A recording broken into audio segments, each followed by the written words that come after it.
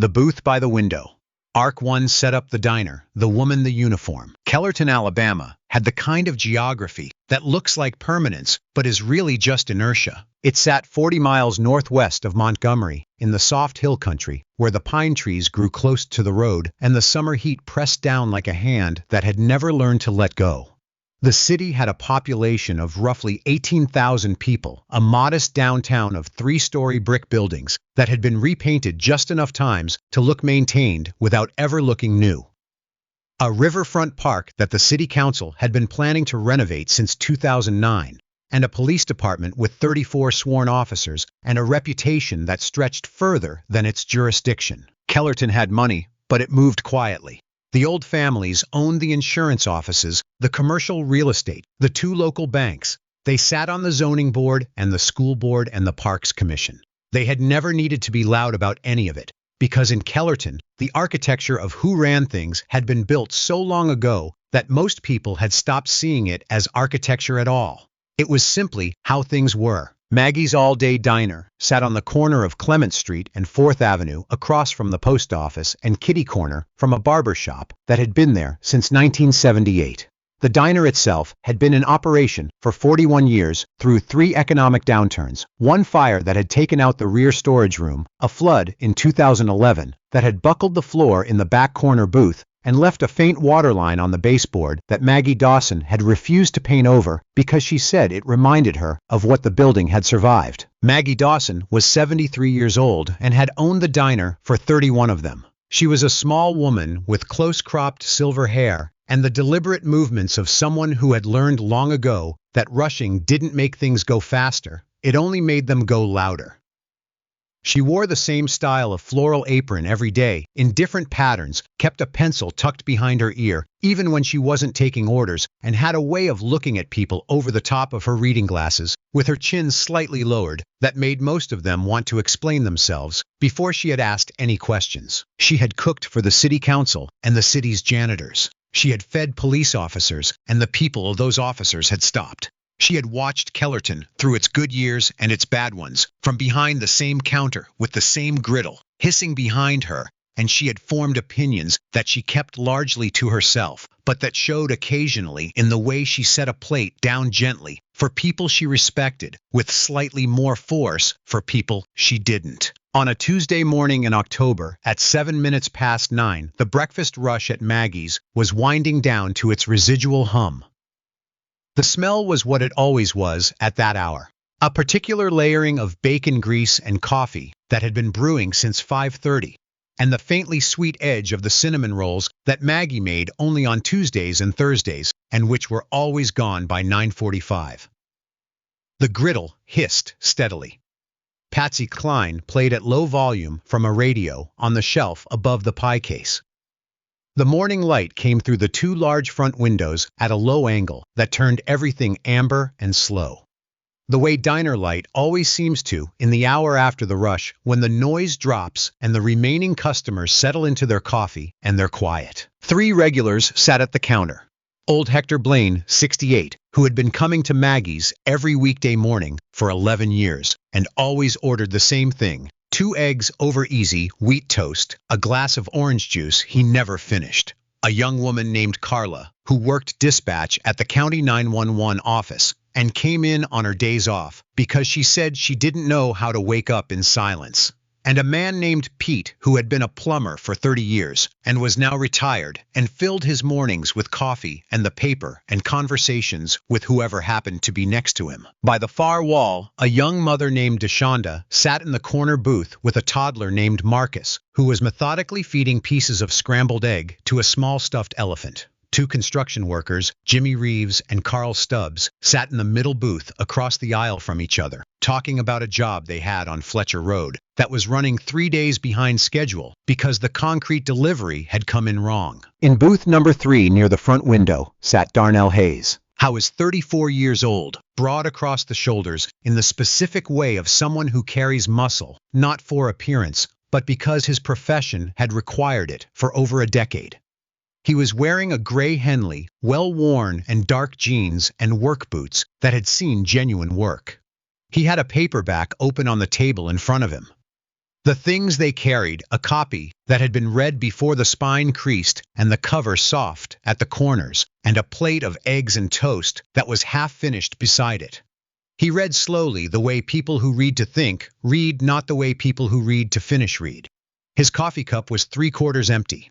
He had not refilled it, which meant he had been here long enough that it had gone slightly cold, and he hadn't minded. How is not from the outside particularly notable.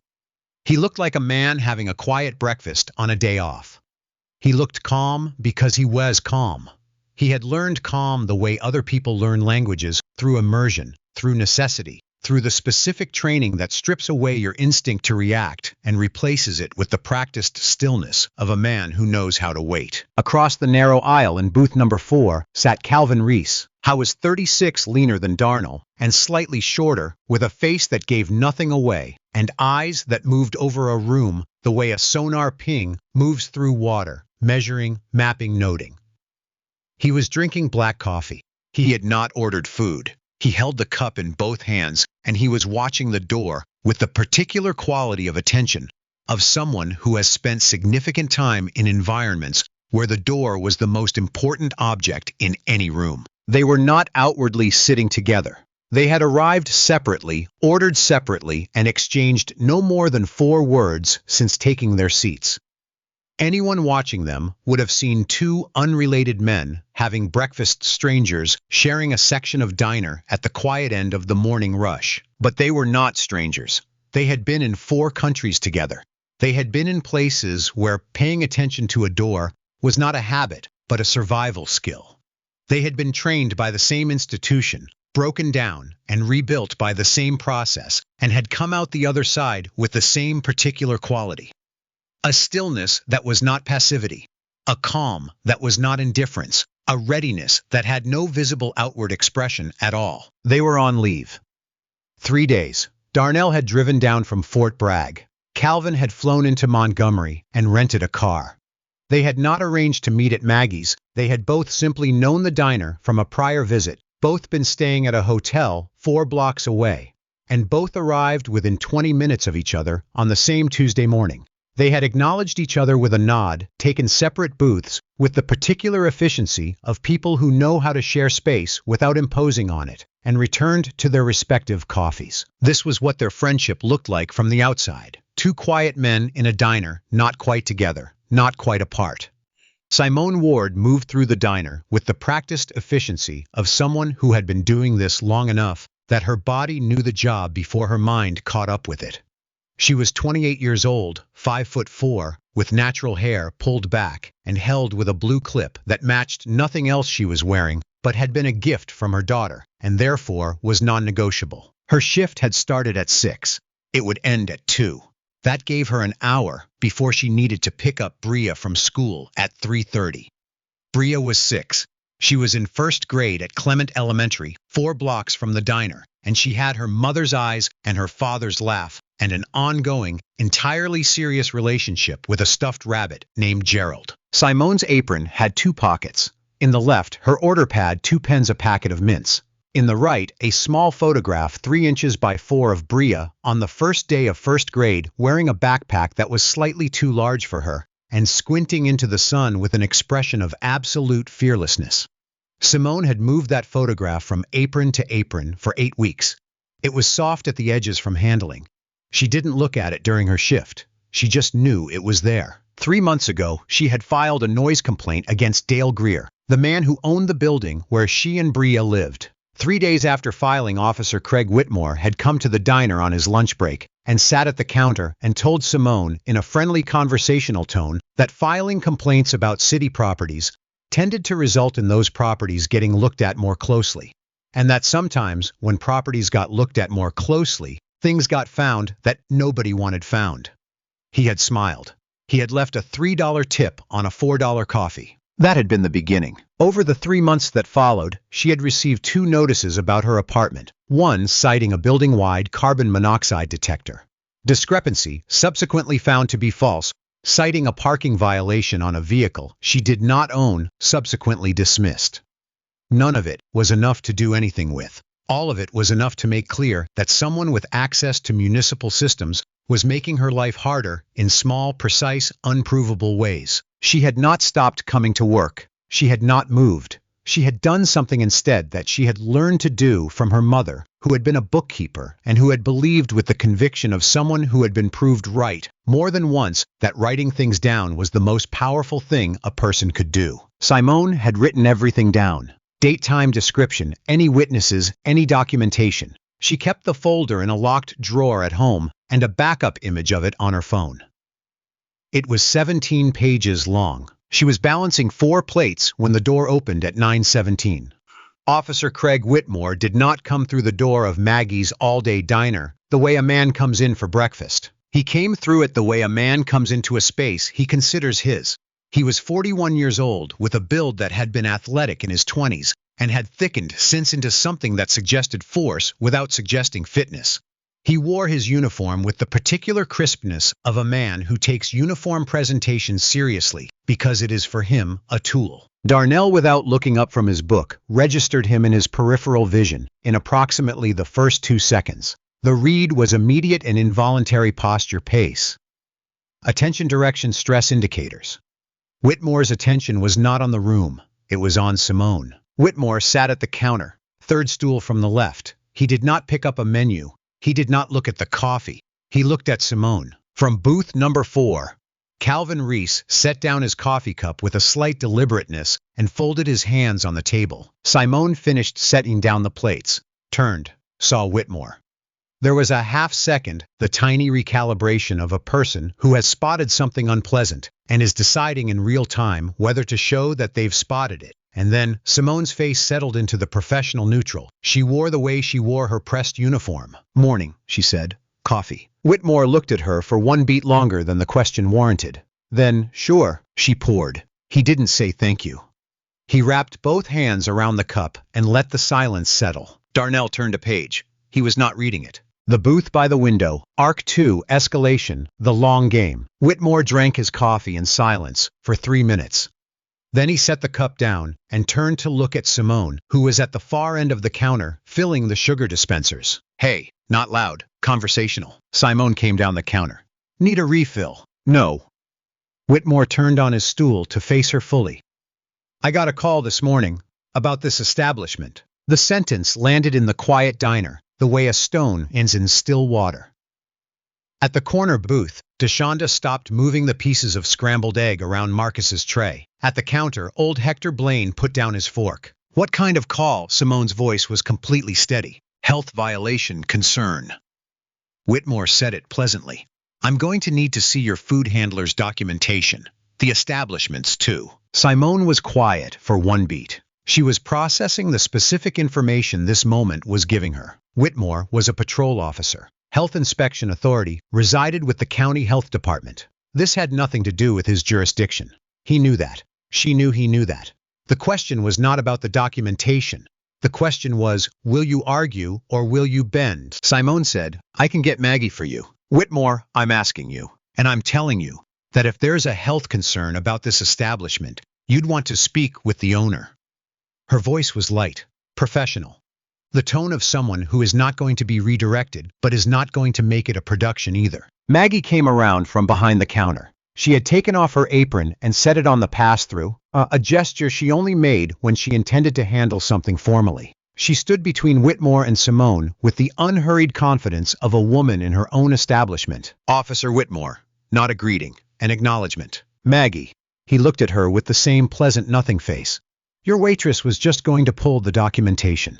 "My waitress works the floor. If you have a formal concern about this establishment, I'm the one you talk to. And if you have a formal concern, I'll want to see the complaint number, the originating department, and the name of the inspector assigned." Whitmore looked at her. Something shifted in his face, a micro-recalibration of the pleasantness.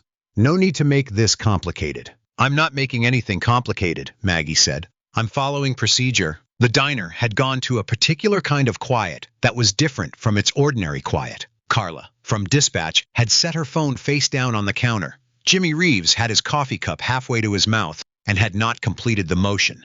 DeShonda in the corner booth had her hand on Marcus's back and was watching with the stillness of a woman who had seen this kind of moment before. Pete, who had been about to leave, had his jacket half on and had stopped. Nobody moved. The room was paying attention in the way a room pays attention when it understands that what is happening in the next few minutes might matter. Whitmore looked at Maggie for a long moment. Then he set his coffee cup down and turned back to Simone. "I'm going to need you to step outside with me," he said. "Few questions about the complaint." Simone did not move. She looked at Whitmore with the neutral expression of a woman who has had this same conversation in different forms for 3 months and has learned exactly what it is. "I'm on shift. Any questions about me personally you can ask here in front of the owner." Whitmore stood from the stool. He straightened to full height with the particular slowness of a man who wants the act of standing to say something. "This doesn't need to be difficult," he said, and there was an edge now beneath the pleasantness. "No," Maggie said, not moving. "It doesn't. You can state the nature of your concern here, or you can call it into the county health office, or you can leave. Those are the options." Whitmore looked at her, then he looked past her at Simone. And something in his face settled into a decision. He moved past Maggie, not touching her, but close in the way of a man who knows that proximity is a form of pressure, and he reached across the counter and wrapped his hand around Simone's wrist. The grip was not violent. It was controlled. The just firm enough, not quite assault hold that communicated "you are coming with me," whether you decide to or not, while leaving him the ability to say later that he had merely been guiding her. Simone's other hand went flat on the counter. She did not pull away. She looked at his hand on her wrist with the expression of a woman making a careful inventory of damages. The toddler in the corner booth said into the absolute silence, "Mama." It was the only sound in the diner. The griddle had been turned off. In its absence, the silence was total, and in that silence, the sound of one small child asking for reassurance from his mother was the loudest thing in the room. Darnell set down his book. He placed his finger between the pages first, found the bookmark, a worn cardboard rectangle he had been using for 2 years, and slid it into place. Then he set the book face down on the table. He stood. Darnell had seen this before. Not in this diner, not in this state, not with these people. He had seen it in 3 different countries in circumstances that were operationally nothing like a Tuesday morning in a southern diner, and yet were entirely like it in the one way that mattered: a person with authority. Using that authority, not to enforce a law, but to enforce a hierarchy. He had been in places where there was nothing he could do about that. He had filed reports about those places. He had carried those reports home with him. This was not one of those places. The calculation was simple and immediate. This is the moment. Across the aisle, Calvin had set his coffee cup down. They did not look at each other. They did not need to.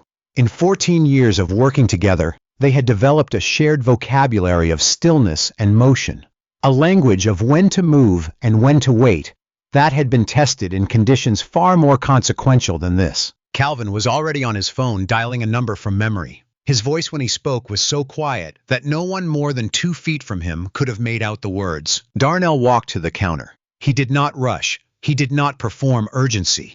He walked with the even, deliberate pace of a man who has decided where he is going and does not need to announce it. He stopped at the counter, 2 feet from Whitmore. He said in a voice that was entirely level and not loud, "Officer, you want to release her wrist." The booth by the window, Arc 3, confrontation, stand up. Whitmore turned from Simone and looked at Darnell. His first read was what Darnell had expected: a big black man in civilian clothes, no badge, no uniform, no visible authority. A man who was about to learn what happened when you stepped into something that wasn't yours to step into. Whitmore's hand did not release Simone's wrist. "You need to sit back down," Whitmore said, voice still pleasant, "before you make a very bad decision." Darnell did not sit down. He did not move at all. He looked at Whitmore with the specific calm of someone who has stood in considerably more dangerous positions and has learned that stillness communicates more than volume. Simone was watching Darnell from across the counter. She did not know who this man was. She had seen him come in 40 minutes ago, order breakfast, read his book. But there was something about the quality of his stillness that was different from anything else in the room. He was not performing calm. He was calm. The way something structural is calm, not the absence of force, but its complete and steady presence. She breathed slightly easier without knowing why. "My request was reasonable," Darnell said. "Release her wrist. Your request was for you to mind your business, which I'm going to give you one more opportunity to do." "I am minding my business," Darnell said. The business of every person in this room. Whitmore looked at him for one more beat. Then he turned his radio up and pressed the button. This is Whitmore. I'm at Maggie's on Clement. I need a unit. The two construction workers had been sitting in their booth with the particular stillness of men who have been in situations where getting involved might be right, but is also complicated. Jimmy stood first. He didn't say anything. He just stood up and moved to stand at the edge of the aisle, positioning himself between Whitmore and the door. Carl, after a moment, did the same on the other side. Nobody had coordinated this. It simply happened, the small organic geometry of people in a room, deciding that they were not going to let their stillness become complicity. At the corner booth, Deshonda had her phone out, now held low at table level, recording with the screen angled toward the counter. Calvin was still at his booth phone to his ear, speaking in a voice not audible beyond his immediate area. 3 minutes after Whitmore's radio call, the door opened. Officers Brent Calloway and Sasha Morrow came through it. Calloway was 29, newer to the force, with the careful movements of someone who hasn't yet learned to stop thinking through his actions before he takes them, which in this context was a virtue. Morrow was 32, with a calm and measured manner that had always been slightly at odds with the culture of Kellerton PD's South Precinct. They took in the scene in the first 3 seconds. Counter. Whitmore. His hand on Simone's wrist. Darnell standing at the counter. The construction workers. The phones.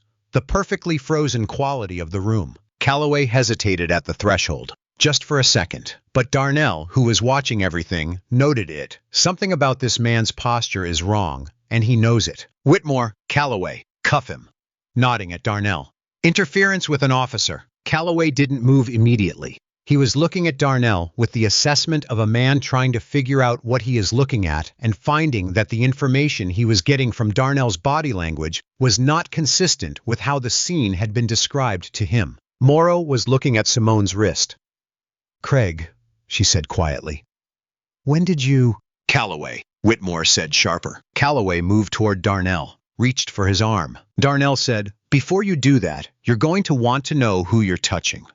Whitmore laughed, a short dismissive sound. Big words from a nobody. The word nobody landed in the diner with a particular quality.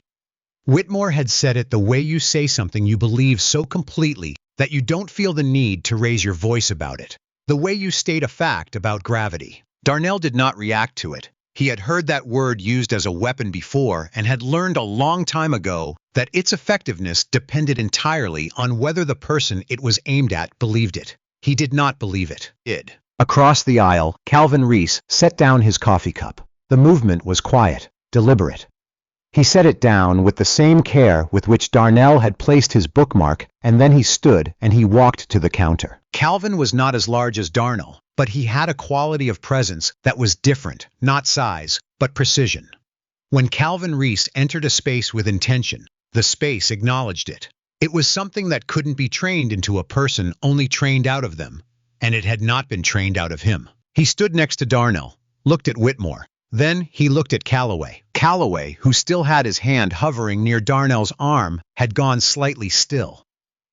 Not frozen, just attending, recalibrating. Something about the two men standing side by side at this counter was not consistent with the situation as described. Calvin reached into his jacket pocket. He took out his military ID and set it on the counter. Face up. The light in Maggie's at this hour. The amber-warm morning light that came through the dirty front windows caught the ID and held it. The eagle in the upper left. The Department of Defense seal. The photograph, the printed name, the designation. It sat on the counter between them and did not move. Calvin said in a voice that had the quality of cold water moving over stone, unhurried, inevitable, capable of eroding anything in its path. My name is Lieutenant Commander Calvin Reese, United States Navy SEALs active duty. A pause so brief it was barely a breath. And this is Senior Chief Darnell Hayes, United States Navy SEALs, 14 years of service. Darnell reached into his own pocket and placed his ID beside Calvin's. The two IDs sat on the counter of Maggie's all-day diner in the morning light. Whitmore looked at them. He looked away. Then he looked at them again. His mouth had opened slightly. There was a sequence happening behind his eyes. the recalculation, the reassessment, the specific internal horror of a man who has just realized the nature of the trap he has built for himself. Calloway looked at the IDs, then at Darnell, then at Calvin, then at the IDs again. Behind the counter, Maggie had both hands flat on the surface. She was watching Whitmore's face with the expression of a woman who has been waiting a very long time for exactly this. The booth by the window, Arc 4, reveal the badge. Whitmore stared at the IDs for 4 seconds. 5. His hand was still on Simone's wrist. He had not consciously registered that it was still there, which was its own information. The color of his face was changing in the specific and unmistakable way of a man who has just understood that the ground beneath him is not what he believed it to be. Not pale exactly, a kind of draining. The flush of authority that had been in his cheeks from the moment he walked through the door was leaving. In its place was something gray-edged and cold. He looked at Darnell, at Calvin, at the IDs, at the room. 6 phones were out now. He had not counted them coming in. He counted them now. 6. Calloway had taken a full step backward, which placed him physically outside the geometry of the confrontation. His hand was no longer near Darnell's arm. Morrow had her notepad out. She was writing. She had been writing since Whitmore's hand first touched Simone's wrist. She had been documenting from the moment she understood what she was walking into. Whitmore's grip on Simone's wrist loosened. Not released, loosened. The last resistance of a man who knows the game has changed, but has not yet been able to make his hand accept it. And then Simone stepped back. She moved slowly, deliberately. She did not pull, did not jerk. She simply took the step, the loosened grip allowed, stepped back behind the counter and looked at her own wrist, the redness of it, the pressure marks with the expression of a woman making a careful inventory of damages. She looked up. She looked at Whitmore with an expression that Darnell would think about later and have difficulty describing. It was not triumph. It was not rage. It was something more precise than either the expression of a woman who has been told implicitly for 3 months that what was happening to her was invisible, that she was imagining the shape of the trap she was in, and who was looking now at the first moment of external confirmation that she had not been imagining anything. She had been right. It was real. It had been real the whole time. Calvin's phone vibrated on the counter. He picked it up, looked at the screen. Something in his face shifted, a micro-expression gone in a moment, but visible to Darnell, who had been reading Calvin's face across time zones for 14 years. It's confirmed, that expression said. Calvin held the phone up so that the screen faced Whitmore. The name was visible. Rear ADM. Thomas Vance, JSOC. He answered it. On speaker. Not loud, but clearly audible in the silence of Maggie's all-day diner, where the griddle had been off for 20 minutes. And nobody had spoken above a murmur since Deshanda's toddler had said mama. The voice that came through the phone's speaker filled the room like a different kind of gravity.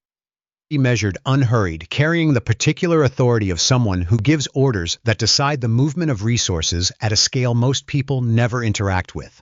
Lieutenant Commander, I've been briefed on your location. What do you need? The voice of Rear Admiral Thomas Vance, Joint Special Operations Command, came through a small phone speaker into a diner on Clement Street in Kellerton, Alabama, on a Tuesday morning, and it changed every calculation in every person in the room. The young mother in the corner held her toddler slightly closer.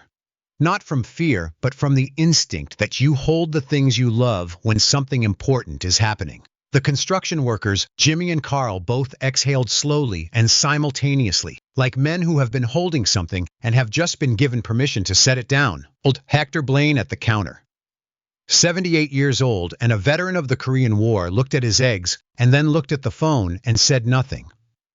But his expression was that of a man who has waited a very long time to see a particular scale tip in a particular direction, and is not surprised that it has, because he has known all along that it would eventually if someone showed up who knew how to tip it. Carla from dispatch had stopped pretending to look at anything else. She was watching the phone. Whitmore was watching the phone. Calvin, stand by, sir. We're just about finished here. A pause from the other end. Then, understood. I'll stay on the line. Calvin looked at Whitmore. Whitmore said nothing. His mouth opened, an intent to speak that didn't reach words. His lips moved around some sentence he had prepared for a different version of this situation and found that the sentence didn't apply anymore and there was nothing to replace it with. He looked at Calloway. Calloway was looking at his notepad, writing with the quick, concentrated strokes of someone documenting while the documentation is still fresh. He looked at Morrow. Morrow looked at him with an expression that was not unsympathetic, but was completely clear. The expression of a person who has made a decision and is not going to apologize for it. I looked at the room. The room looked back. Darnell looked at Whitmore with the expression of a man who is not angry, who is not satisfied, who is simply present and clear and finished, waiting for the moment to end. You entered this establishment under color of authority without a legitimate complaint on file, Darnell said. You fabricated a jurisdictional basis for questioning a civilian employee. You demanded she leave her place of work for questioning without legal warrant. You used unlawful physical restraint. You did all of this in a public space with 7 witnesses and 6 phone cameras. Everything you did in here is documented. He paused. That documentation is going to the department's Internal Affairs Office, the city's Civilian Oversight Board, the Department of Justice Civil Rights Division, and the commanding officer of this precinct. Today. Another pause. And before you decide what you want to say next, you should know that the officer you called to assist you has been documenting this interaction since she arrived, and the other officer is currently considering his options. Calloway looked up from his notepad. He looked at Whitmore. Then slowly he looked at Darnell, and he gave the smallest nod, a centimeter of movement barely visible, and looked back down. Whitmore said finally, "This isn't Darnell, it's over." 2 words, quiet, flat. Not triumphant, not hard. Simply final. Maggie Dawson came around the counter. She walked to the center of the diner floor, and she stood there in her floral apron with her hands at her sides, and she looked at the room, at Simone behind the counter, at Darnell and Calvin, at the construction workers, at Deshonda and her toddler, at old Hector Blaine, at Carla from Dispatch, at Calloway and Morrow. And then she said in a voice that had the weight of 41 years of feeding this city, Breakfast is on the house today. The booth by the window, Arc 5, reckoning what comes after. The next 2 hours in Maggie's all-day diner had the quality of aftermath, the particular charged calm of a space where something significant had happened, and the people in it had not yet fully processed what it was. Internal Affairs investigators arrived at 10:43. They had been called by Calvin at 9:18, before he stood from his table, before the IDs went on the counter, before the Admiral's voice came through the phone. The call he had placed at the beginning of the confrontation had been to the DoD civilian liaison to Kellerton PD, a position created 3 years prior under a federal reform agreement that most of the department had treated as administrative furniture, and the liaison had immediately escalated to the IA division, with a summary that included the phrase active duty personnel on scene incident involving civilian under harassment, documenting in real time. The investigators were professional and efficient. They set up at the counter with laptops and began taking statements in order, starting with Simone. She sat in booth number 3 with a cup of coffee Maggie had pushed toward her without comment, and she answered every question completely clearly, and in the same order she had recorded them in her 17-page folder. The folder was on the table beside her coffee. She had gone home at 8:30 the previous night before her shift and placed the folder in her bag. She had not known she would need it today. She had brought it because she had been bringing it every day for 3 months, the way her mother had taught her to keep records, not periodically or in response to events, but constantly as a practice, because you never knew which day would be the day you needed them. The investigators photographed every page. Calloway had stepped outside for a few minutes between giving his statement and coming back. When he came back in, he looked at Simone and said something quiet that Darnell couldn't hear, and Simone nodded once. Slowly. The construction workers stayed the entire time. Nobody had asked them to. Deshonda left at 11:15 because Marcus needed his midday nap, but she had already sent her recording to the investigator's email address. Darnell, while the investigation proceeded around him, sat with his coffee and thought about the places he had been where this moment was not possible. Where the architecture of power had no pressure relief valve, no mechanism by which a person with documentation and witnesses and the right to be treated with basic dignity could have those things acknowledged. He had been to 4 of those places. He had written reports about them that went into files that he did not know the eventual fate of. I thought about the fact that it had required 2 men with specific credentials and a 4-star flag officer on speed dial to make this ordinary morning ordinary again. He thought about all the mornings like this one, where none of those things had been present. He thought about those mornings for a long time. The Internal Affairs investigation opened formally at 11:37. By 3 in the afternoon, it had expanded. What they found when they pulled Whitmore's file was not the record of a single bad morning. It was a pattern. Over the previous 18 months, 4 other Kellerton residents had filed complaints about Officer Craig Whitmore. All 4 were black. All 4 lived in the south side of Kellerton. All 4 complaints described the same texture of interaction, not overt violence, not the crude brutality that makes headlines, but something more methodical. The use of police proximity implied authority, fabricated procedural concerns to create pressure. None of the 4 had been acted on. The connection to Dale Greer emerged in financial forensics, conducted by a DOJ analyst assigned to the case by 5 o'clock the same day.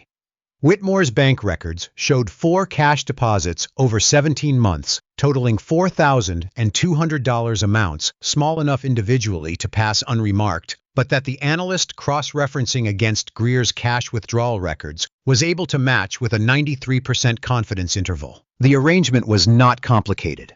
Greer wanted uncooperative tenants managed. Whitmore had the tools to manage them. The cash was understood between them to be something they had no language for and never discussed directly. Because discussing it would have made it real in a way both of them preferred it not to be. Captain Roy Delacroix found out what his department had been harboring at 4:47 p.m. when an IA investigator placed a printed summary on his desk. Delacroix was 55 years old and had been with Kellerton PD for 28 years. He was not a corrupt man. He was a man who had valued institutional stability over institutional accountability. For long enough that the difference between the two had become invisible to him. He had let small things go because small things were easy to let go, and the alternative confronting them, documenting them, acting on them was disruptive, and disruption was hard. I sat across from the investigator and read the summary and said nothing for a very long time. Then he said, "How far does this go?" The investigator said, "We're still finding out." Delacroix put the summary down and folded his hands on top of it. Then he said in the voice of a man making a decision that has been a long time coming and has arrived too late. "Whatever you need from this office. Anything. Whatever it takes." It was not absolution. It was the beginning of the only available path. The charges against Craig Whitmore were filed 6 weeks after the morning at Maggie's assault, under color of law, unlawful detention, civil rights violations, 3 counts spanning the 18-month pattern of targeted harassment and conspiracy with a private citizen to deploy police authority in service of private financial interests. Dale Greer was charged separately bribery of a public official tenant, harassment, illegal intimidation, and fraud. Captain Delacroix received a formal censure and was placed on administrative review. His retirement was moved forward. His pension review was opened. Officer Morrow received no charges. Her documentation was cited in the investigator's final report as an example of exactly the kind of contemporaneous record-keeping that allows accountability to function. She transferred at her request to the Community Outreach Division. In 14 months, she would complete a de-escalation training program and become one of its instructors. Officer Calloway cooperated fully. He had been holding documentation of a separate incident for 4 months, a night shift interaction he'd found troubling. He turned it over. He took a 4-week leave of absence. When he came back, something about the way he walked, the Clement Street beat had changed more slowly, with more attention to the faces of the people he was passing. The federal consent decree on Kellerton PD Civilian Oversight Board, with genuine authority. Mandatory retraining a blind complaint processing system, and quarterly reporting to the DOJ Civil Rights Division for a minimum of 3 years. The new interim chief was Commander Alicia Park, who had spent 11 years in a neighboring county building a community policing program that had reduced use of force incidents by 40%. On her first day, she called a meeting of the full department and said, You don't rebuild trust by telling people you've changed. You rebuild it by being different tomorrow than you were yesterday. And then the day after that, until the people you're supposed to serve start believing it because they've seen it. That is the only way. It will take time. Start now. Then she went to her office and started reading files. The booth by the window, Arc 6 Aftermath, What Stays. The fabricated violation notices were formally expunged from Simone's records within 2 weeks. Dale Greer, as part of his plea agreement, was required to return Simone's security deposit, plus damages $3,800 paid in a single check via his lawyer's office with no accompanying letter or explanation. Simone deposited it on a Wednesday morning at the bank on 4th Avenue. She looked at the receipt the teller handed her and then put it in her bag. She did not feel the way she had expected to feel. She had thought in the months when she had been building her folder and waiting for something to tip that when it finally did, she would feel relief or vindication or the particular satisfaction of a wrong being acknowledged. What she felt instead was quieter than any of those things and harder to name. She moved to a new apartment 6 weeks after the charges were filed. The landlord was a retired teacher named Evelyn Cross, whose primary concern regarding tenants was whether they recycled and whether they had someone to call if something needed fixing. The rent was $40 a month more than Greer's building. Simone paid it without noticing. The new apartment had a window in Bria's room that faced a maple tree. In October, the tree was red-orange and full, and Bria decided that the tree's name was Charlie, and developed a daily practice of looking out the window and reporting on his status. Simone kept working at Maggie's. The tips were better after the story came out. New customers came in and asked for her section without having been there before. Regulars left a little more. It was not large amounts. It was consistent. What she replayed in the evenings after Bria was asleep was not the moment Whitmore's grip loosened. She had decided that replaying it was a way of keeping that man in her life, and she was not interested in keeping him anywhere. What she replayed instead was earlier, before the IDs, before the Admiral's voice. She replayed the moment when a man in a gray Henley she had never seen before put a bookmark into his book with the care of someone who intends to come back to it, and stood up and walked toward something he did not have to walk toward. It had not saved her on its own. There were the IDs, the documentation, the years of files, the investigators, the law. All of that was necessary. But the decision to stand up before knowing who he was, before having any authority to offer, had been made at the moment when the situation was still just a big man in a diner being cruel to a woman. Before credentials mattered, just on the basis of it being wrong. She thought about that often. They were back on base by Thursday. At the JSOC debrief at the end, the Admiral said, "You could have walked away." Darnell said, "We've never walked away from something that needed doing, sir." The Admiral said, "No, you haven't." At the door, he paused. "For what it's worth, I was already on the line before you put me on speaker. I heard the whole thing." He left. Darnell and Calvin sat at the table in the quiet room. Calvin said, "He didn't have to tell us that." Darnell said no. That night in his bunk, Darnell thought about Simone's face in the moment Whitmore's grip loosened. He thought about what he had called recognition, the expression of a woman for whom something that had been denied was suddenly being confirmed. I thought about the places he had been where that expression was not on anyone's face, where the thing being denied was never going to be confirmed, where the documentation would never find an investigator, where there was no Admiral on speed dial. I thought about the fact that his being in that diner on that particular Tuesday morning was a matter of chance. His leave dates, Calvin's connecting flight, the hotel 4 blocks from Clement Street. He thought about all the Tuesdays, at all the diners, in all the cities where chance had not placed someone in the right booth. He did not sleep for a long time. 1 month after the morning at Maggie's, Maggie called a reporter from the Kellerton Courier. The reporter was named Yolanda Price, 31, who had been covering Kellerton for 4 years with the contained intensity of a person who knows that local journalism is where the real stories are. Maggie gave her 2 hours. She talked about Simone, about the 3 months of fabricated violations, about the folder, about a young woman who had chosen to document what was being done to her instead of bending to it. The article ran the following Sunday. For 3 months, she kept records. On a Tuesday morning, it mattered. It was shared more than 12,000 times from the Courier's website alone. It was picked up by 4 state news outlets and 2 national civil rights legal organizations. On the morning the article ran, Simone came to work at 6. She hung up her coat, tied her apron, put her order pad in the left pocket, photograph of Bria in the right. Then she looked at booth number 3. On the table, set precisely in the center, was a small folded card, cream-colored paper. Maggie's handwriting, reserved for the ones who stayed. Simone looked at it for a long moment. Then she looked at Maggie. Maggie from behind the counter. You going to stand there all morning, or are you going to take table 6? Simone picked up the card. She folded it carefully and tucked it into her right apron pocket beside the photograph of Bria. She took table 6. Craig Whitmore's sentencing was held on a Thursday morning in the Kellerton Federal Courthouse. There was a line outside that extended down the courthouse steps and onto the sidewalk, and the people in the line waited without complaint. The judge sentenced him to 4 years in federal custody, permanent revocation of his law enforcement certification in the state of Alabama, community supervision upon release, restitution payments to each of the 5 documented victims, including Simone. The courtroom clerk read each name, each amount, each case number. When she read Simone's name, the room was perfectly quiet. Simone was in the second row, sitting straight, hands in her lap, natural hair down.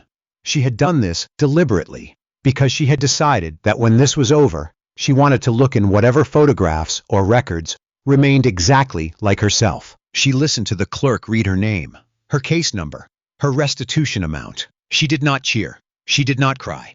She did not close her eyes. She looked at the table where Whitmore sat at the back of his head, where his gaze was fixed on the wall, at the gray suit that didn't quite fit, at the hands folded in his lap, and she felt something she had not expected to feel. Not triumph, not even relief. She felt finished. It was a specific physical sensation, the release of something she had been carrying for a very long time.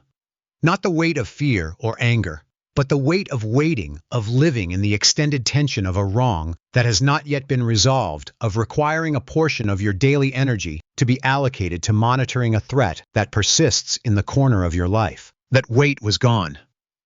She sat with its absence for a moment and found that what was left was simply the rest of her life waiting. Maggie 3 rows back in her good coat, a deep green wool she wore to church and to funerals and to things that deserved being dressed for, reached out and took the hand of the woman sitting next to her, who was Deshonda, who was holding Marcus on her lap, who was watching the proceedings with the gravity of someone who wants to remember this for a very long time. The gavel came down. The room exhaled. 6 months after Kellerton Federal Courthouse on a Wednesday morning in April, Simone Ward walked Bria to Clement Elementary School. The morning was the particular sharp blue of Alabama in early spring. The maple tree on Meridian Street, Charlie, had come back from bare branches to the first bright green of new growth. They walked 2 blocks. Bria's hand in Simone's, Bria, with her backpack and her stuffed rabbit, Gerald, tucked under her right arm. Bria said, "Mama, why are some people mean?" Simone walked 2 more steps before answering. She thought about a Tuesday morning in October. A man in a gray Henley placing a bookmark in his book with the care of someone who intends to come back to it. Calvin Reese's voice cold as water naming who they were. Maggie coming around the counter in her floral apron. A card on a table in booth number 3. 17 pages in a folder. What it had cost to write them and what it had been worth. Some people, she said, forget that they're not the only ones who matter. They forget so long that they stop trying to remember. Bria considered this. Gerald's ears were sticking up over her arm. But some people remember, Bria asked. Yes, Simone said. Some people remember, and sometimes they show up at exactly the right moment. Bria accepted this with the absolute uncomplicated equanimity of a 6-year-old who has received an answer that makes sense and is ready to move on. What's for breakfast? She said. Simone laughed. It came out fully warm without anything in the way of it. I don't know, she said. We'll figure it out. They turned the corner onto Clement Street, the school 4 blocks ahead, the diner 2 blocks behind them, the morning bright and blue and opening up in front of them, like something that had been waiting a very long time to be walked into. There is a kind of courage that doesn't announce itself and doesn't require an audience. It sits with its hands flat on a counter and it does not bend. It writes things down in a folder and keeps that folder every day, even when it doesn't know yet what the folder is for.